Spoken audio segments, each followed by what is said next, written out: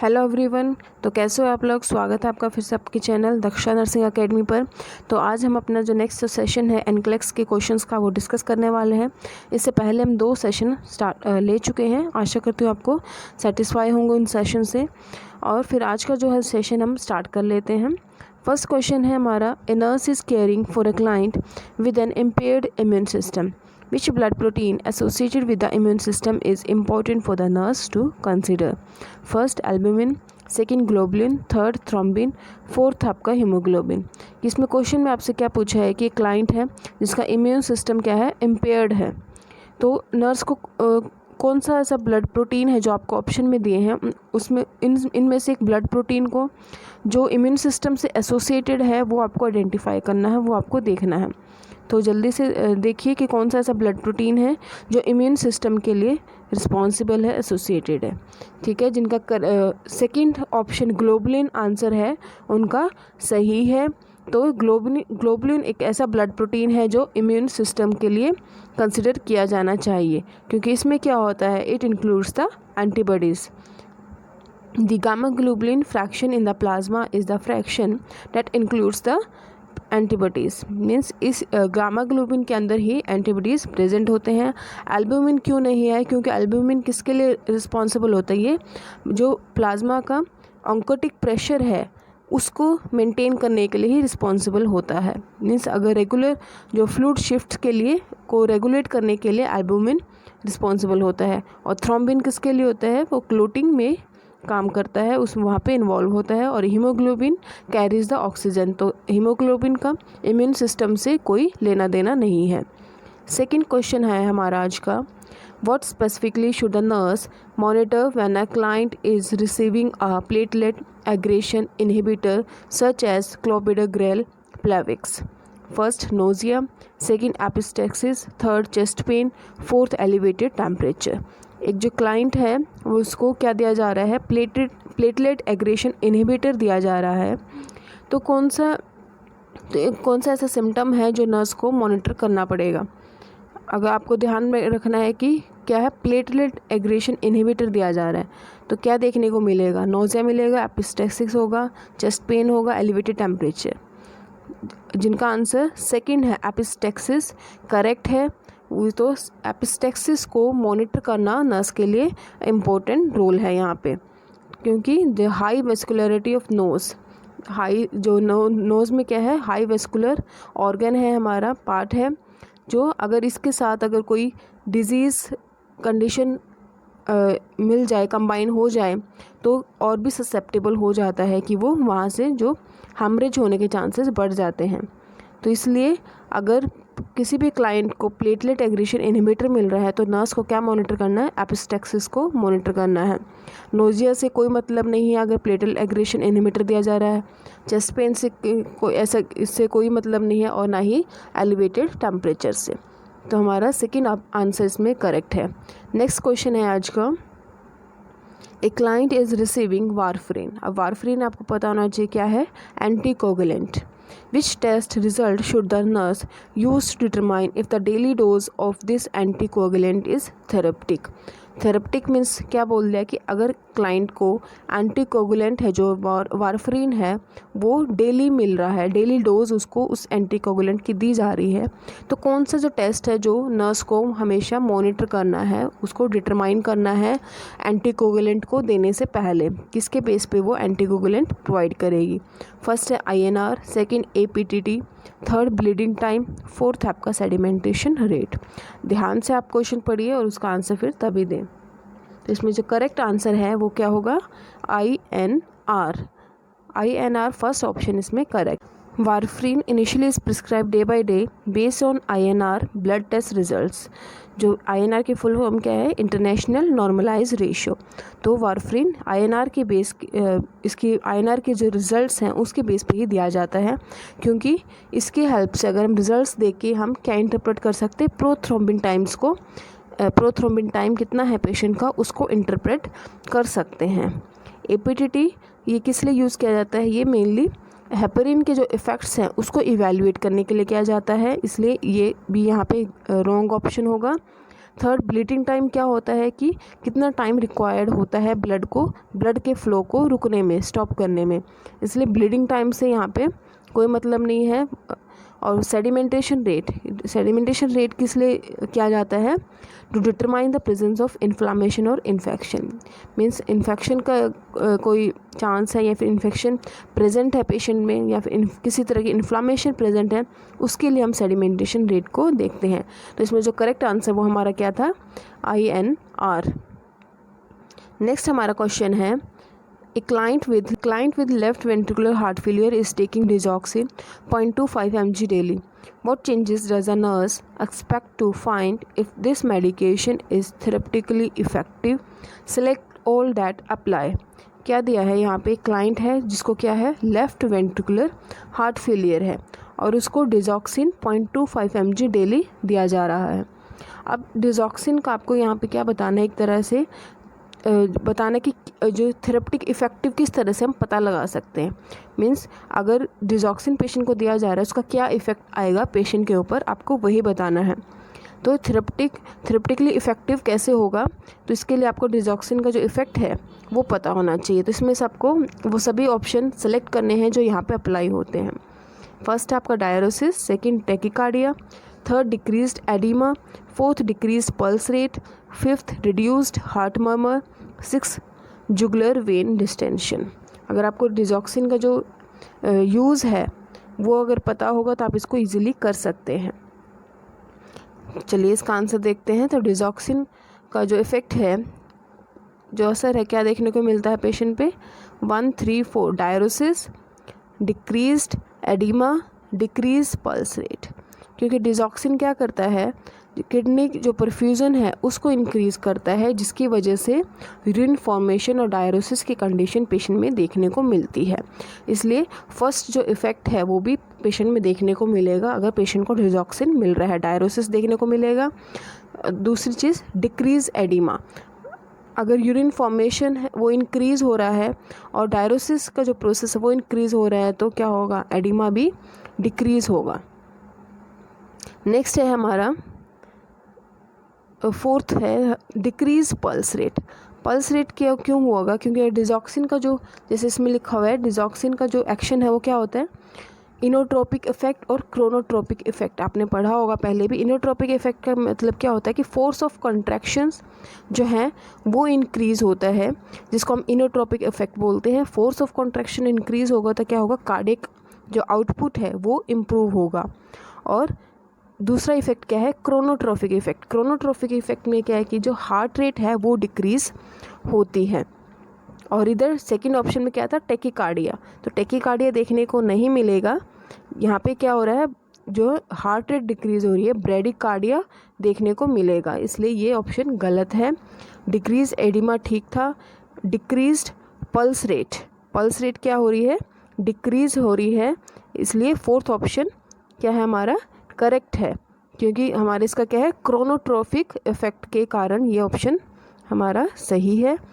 Next हमारा reduce heart murmur, तो इससे कोई यहाँ पे ऐसा इस तरह का इफेक्ट नहीं देखने को मिलता। और जुगुलर वेन डिस्टेंशन, तो इस तरह का जो इफेक्ट है वो भी यहाँ पे नहीं मिलता है। तो देख लीजिए आपके जो रीजंस दिए हुए हैं यहाँ पे क्या है? यहाँ पे रेशनल में कि digoxin increases the force of contraction and decreases the heart rate. Third, because of digoxin inotropic and chronotropic effect, the heart rate will decrease. The urine output increases because of improved cardiac output and kidney perfusion, resulting in reduction in edema. कि cardiac output क्या है? improve हो रहा है, मगर जो kidney perfusion है वो भी improved है, जिसकी वजह से जो edema है वो उसमें reduction देखने को मिलेगा। ठीक है, तो ये आपका 1, 3, 4 इसमें आपके सही थे। डिजॉक्सिन के इफेक्ट होते हैं टैकीकार्डिया, डिक्रीज एडिमा और decrease pulse rate. Next question है आज का हमारा, in addition to atrial fibrillation what ventricular rhythm exhibited by a client does the nurse determine may be converted to sinus rhythm by cardioversion. तो यहाँ पे क्या है?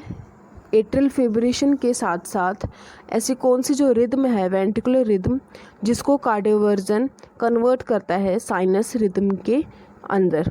तो आपको इसमें कार्डियोवर्जन का जो इंडिकेशन है वो पता होना चाहिए। एक तो उन्होंने बता दिया कि एट्रियल फिब्रिलेशन के अंदर हम कार्डियोवर्जन यूज़ करते हैं, मीन्स अगर एट्रियल फिब्रिलेशन है पेशेंट को तो कार्डियोवर्जन क्या करता है उसको साइनस रिदम में कन्वर्ट कर सकता है। साइनस रिदम मीन्स नॉर्मल जो रिदम होती है, रेगुलर जो रेट है रिदम को बना सकता है कार्डियोवर्जन। तो एट्रियल फिब्रिलेशन के अलावा और कौन से ऐसे रिदम है वेंट्रिकुलर रिदम वो आपको बताने हैं। फर्स्ट आपका stand still, second fibrillation, third tachycardia with a pulse, fourth है फ्रीक्वेंट प्रीमेच्योर कॉम्प्लेक्सेस। आपको याद क्वेश्चन में दिया हुआ वेंट्रिकुलर रिदम को ही बताना है जो साइनस रिदम में कन्वर्ट हो जाती है।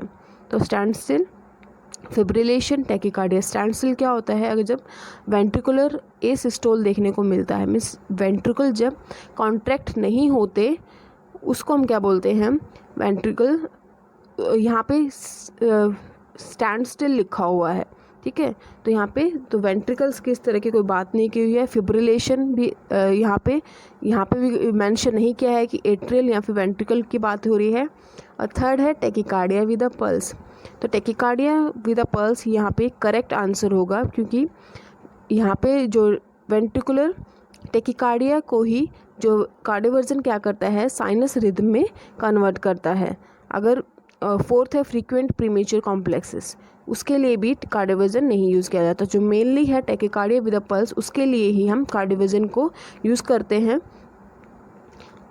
जिसका इंडिकेशन देख लेते हैं। Cardioversion involves administration of precordial shock which is synchronised with the R wave to interrupt the heart rate. जो कार्डियोवर्जन है वो क्या करता है? एक प्रीकॉर्डियल जो शॉक है, शॉक एडमिनिस्टर करता है, जो किसके साथ सिंक्रोनाइज करता है? PR वेव के साथ, और हार्ट रेट के साथ इंटरप्रेट करता है। इसका जो इंडिकेशन है वो देखिए एट्रियल फिब्रिलेशन में दिया जाता है। सुप्रा वेंट्रिकुलर टेकिकार्डिया है अगर पेशेंट को, ventricular tachycardia with a pulse. तो ventricular tachycardia with a pulse अगर इन कंडीशन में क्या है, जो कार्डियोवर्जन क्या करेगा नॉर्मल रिदम यानी साइनस रिदम में कन्वर्ट कर सकता है।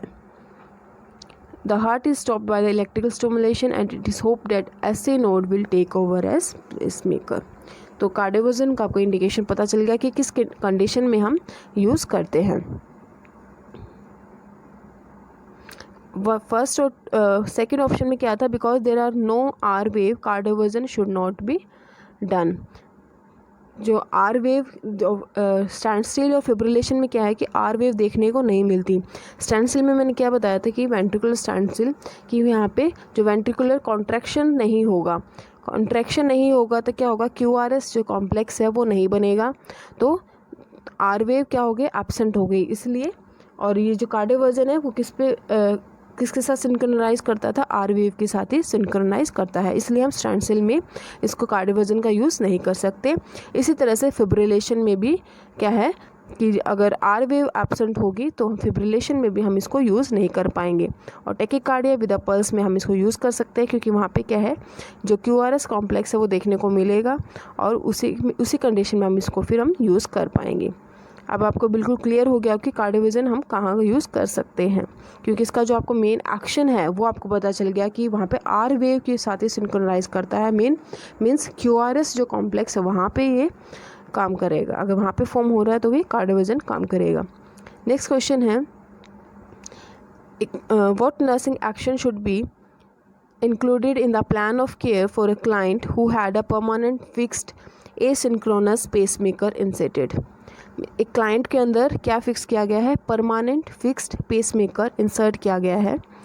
अब उसमें कौन सा नर्सिंग एक्शन है वो इंक्लूड करना चाहिए? फर्स्ट है instruct the client that it is better to sleep on 2 pillows।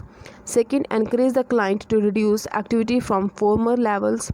Teach the client to keep daily accurate record of the pulse. Fourth, inform the client that the pacemaker functions when the heart rate drops below a preset rate. तो यहाँ पे आपको बताना कि क्या nursing action होगा अगर client के अंदर क्या इंसर्ट किया गया है? Permanent fixed pacemaker. पहला तो क्या है कि उसको किसके साथ सोना है? 2 pillows के साथ सोना है क्लाइंट को। सेकंड में क्या है कि उसको अपनी एक्टिविटी पहले से रिड्यूस करनी चाहिए। थर्ड में क्या है कि इसको डेली अपने जो पल्स का रिकॉर्ड एक्यूरेट कि daily accurate record of pulse, means pulse को रिकॉर्ड करना है डेली। और फोर्थ में क्या है कि क्लाइंट को इन्फॉर्म करना है कि जब अगर हार्ट रेट प्रीसेट रेट से ड्रॉप करे, मीन्स कम हार्ट रेट हो, तो पेसमेकर फंक्शन करेगा। जिसमें नर्सिंग एक्शन क्या होगा, थर्ड, कि जब हम परमानेंट फिक्स पेसमेकर इंसर्ट करते हैं तो क्लाइंट को हमें क्या बोलना है कि वो डेली पल्स को रिकॉर्ड करे। क्योंकि अगर इसका फंक्शन क्या होता है, permanent fixed pacemaker inserted means asynchronous है, मीन्स ये जो हार्ट रेट के साथ सिंक्रोनाइज नहीं करेगा, इसके अंदर जो प्रीसेट जो रेट सेट कर दिया है उसके अकॉर्डिंग वो अपना काम करता रहेगा। क्या है इसका रेशनल देखिए, a permanent fixed pacemaker is set at a pre determined rate. जो पेसमेकर है वो उसमें जो एक प्री डिटरमाइन पहले से डिटरमाइन कर दिया जाता है रेट, इसी रेट पे वो अपना काम करेगा। If the pulse rate is more or less than the preset rate the pacemaker may be malfunctioning. अगर जो पल्स है वो प्रीसेट रेट से कम या फिर ज़्यादा होगी तो पेसमेकर क्या है, माल फंक्शन मीन्स अच्छे से काम नहीं कर पाएगा। इसलिए हमें पेशेंट को बोलना है कि डेली पल्स को मेंटेन करना है। फर्स्ट में कहते हैं clients need not alter previous sleeping habit. उसको कोई ज़रूरत नहीं है अपनी स्लीपिंग हैबिट को चेंज करने की, और रेगुलर एक्टिविटी वो रिज्यूम कर सकता है अगर हीलिंग हो चुकी है क्लाइंट में। और लास्ट में क्या है, this is the purpose of pacemaker that provide on demand pacing. कि अगर जो पेसमेकर फंक्शन कब करता है कि जब heart rate below preset rate से ड्रॉप कर जाए तो पेसमेकर फंक्शन करता है। तो इसमें थर्ड जो हमारा है कोई आंसर, थर्ड ऑप्शन वो करेक्ट है। नेक्स्ट क्वेश्चन है आज का, 2 hours after a cardiac catheterization that was accessed via the right femoral route, an adult client complains of numbness and pain in the right foot. What action should the nurse take first?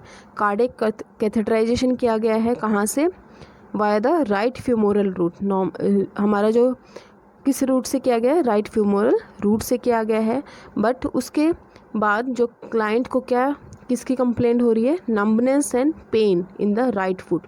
Right foot के अंदर ही उसको numbness और pain feel हो रहा है। What action should the nurse take first? तो नर्स को क्या फर्स्ट एक्शन क्या होगा नर्स को, वो आपको बताना है। फर्स्ट क्या है, call the health care provider. Second, check the client's pedal pulses. Third, take the client's blood pressure. Fourth, recognise the response is expected. First में क्या है कि हेल्थ केयर प्रोवाइडर को बताना है। सेकेंड में कि पेडल पल्स को चेक करेगी। थर्ड में क्या है, ब्लड प्रेशर लेगी। और फोर्थ में क्या है कि उस रिस्पॉन्स को एक एक्सपेक्टेड मानेगी कि ये नॉर्मल चीज़ मानेगी कि ऐसा होता है। तो इसमें करेक्ट आंसर क्या है, second, check the client's pedal pulses. क्योंकि उसको क्या है, उसी फुट में ही नमनेस और पेन फील हो रहा है। राइट फ्यूमोरल रूट से कैथेटराइजेशन किया था और राइट फुट के अंदर ही उसको नमनेस और पेन हो रहा है, तो उसको क्या करना है, पेडल पल्स को चेक करना है। इस तरह के जो सिम्टम्स है किससे एसोसिएटेड है, this symptoms are associated with compromise arterial perfusion. अगर आर्टरियल परफ्यूजन के साथ कॉम्प्रोमाइज होता है, अच्छे से परफ्यूजन नहीं देखने को मिलता है, तो इस तरह के जो सिम्टम है वो प्रेजेंट होते हैं। तो मीन्स क्या होगा कि थ्रोम्बस की फॉर्मेशन हो सकता है। A thrombus is a complication of a femoral arterial catheterisation and must be suspected in the absence of pedal pulse in the extremity below the entry site. Means अगर जैसे cardiac catheterisation किया है और client numbness और pen की complaint कर रहा है, तो सबसे पहले उसको क्या करना है ना, उसको पेडल पल्स को चेक करना है। अगर पेडल पल्स वहाँ पे एब्सेंट हुई तो मीन्स क्या है कि थ्रोम्बस के जो कॉम्प्लिकेशन है पेशेंट को हो सकते हैं। इसलिए हम सबसे फर्स्ट प्रायोरिटी है नर्सिंग इंटरवेंशन क्या होगा, check the client pedal pulse. उसके बाद ही हेल्थ केयर प्रोवाइडर को कॉल करना है। A circulatory assessment should be conducted first. The health care provider may or may not need to be notified immediately concerning the result of the assessment. क्योंकि उसको अभी client को क्या है, सिर्फ पेन और नमनेस है, तो इमीडिएटली कॉल करने की ज़रूरत नहीं है। पहले उसको पेडल पल्स चेक करना है, उसके बाद ही इन्फॉर्म करेगी। नेक्स्ट क्वेश्चन है, what clinical finding should the nurse expect when assessing a client who had a splenectomy. एक क्लाइंट है जिसका क्या हो रखा है, स्प्लीनेक्टमी, स्प्लीन रिमूवल है, तो किस तरह की फाइंडिंग है जो नर्स को देखने को मिलेगी। First, lung crackles, second, pain on inspiration, third, shortness of breath, fourth, excessive secretions. तो स्प्लीनेक्टमी हुई है तो ध्यान से पढ़िए, तो क्या देखने को मिलेगा, क्या क्लिनिकल फाइंडिंग पेशेंट के अंदर आपको मिलेगी। जिसका करेक्ट आंसर है वो क्या है, second, pain on inspiration. Reason क्या है इसका, based on the location of the spleen, expansion of the thoracic cavity during inspiration causes a pen at the operative site. कि जैसे ही थोरेसिक कैविटी का एक्सपेंशन होगा, जब वो सांस लेगा क्लाइंट, इंस्पिरेशन का प्रोसेस होगा, एक्सपेंशन के साथ वो क्या है, जो ऑपरेटिव साइट पे उसको पेन होगा क्लाइंट को। तो इसमें सेकेंड ऑप्शन करेक्ट है। अगर क्रैकल्स प्रेजेंट है तो it indicates the accumulation of secretions. तो किसको इंडिकेट करेगा, सिक्रेशंस एक्यूमुलेट हो चुका है। तो ये इस तरह का जो एक्सपेक्टेड जो आउटकम है वो नहीं देखने को मिलता स्प्लीनेक्टमी में।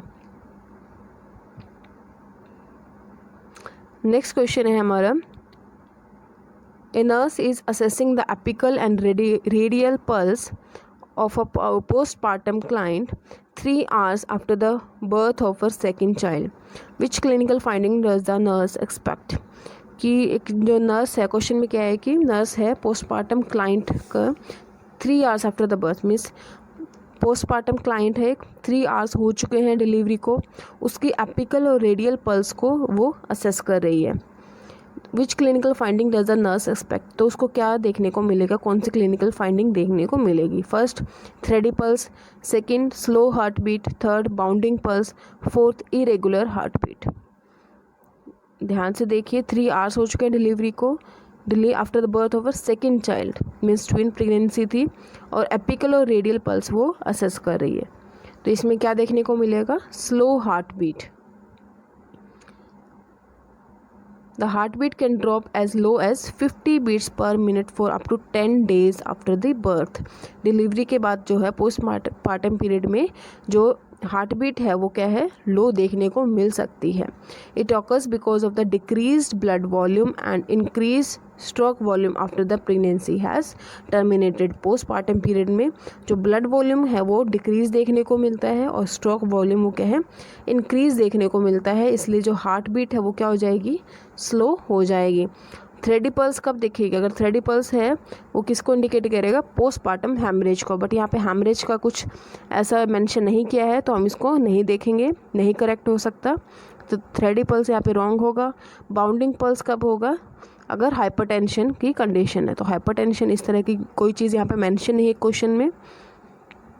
An irregular heartbeat may be sign of cardiac decompensation that requires the further investigation. तो यहाँ पे हमारा सेकंड जो ऑप्शन है वो करेक्ट था। लास्ट क्वेश्चन है आज का हमारा, what is the most appropriate nursing intervention for clients who exhibit mild cognitive impairment? एक क्लाइंट है जिसको क्या है, माइल्ड कोग्निटिव इम्पेयरमेंट है, तो उसमें कौन सा नर्सिंग इंटरवेंशन अप्रोप्रिएट होगा।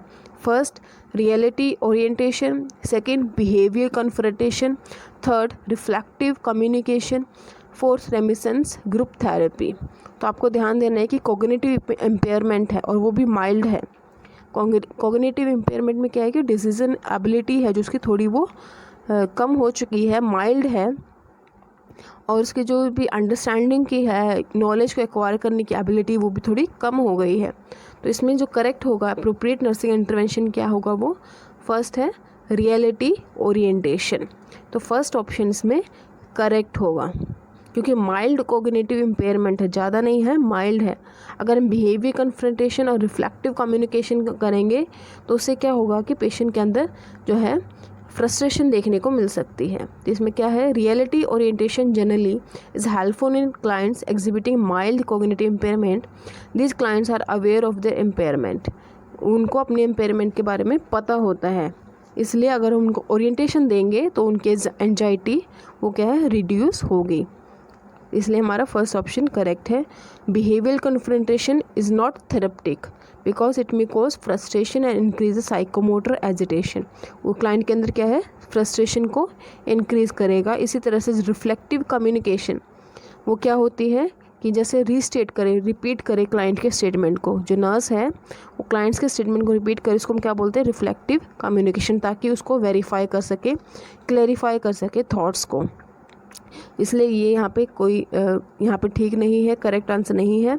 इस तरह से फोर्थ ऑप्शन भी यहाँ पे करेक्ट नहीं है, क्योंकि जो रेमिनेंस ग्रुप थेरेपी किस लिए हेल्पफुल होती है, अगर सीवियरली कंफ्यूज्ड डिसऑर्गेनाइज क्लाइंट है। बट यहाँ पे हमारा क्लाइंट कैसे है, माइल्ड इम्पेयरमेंट है।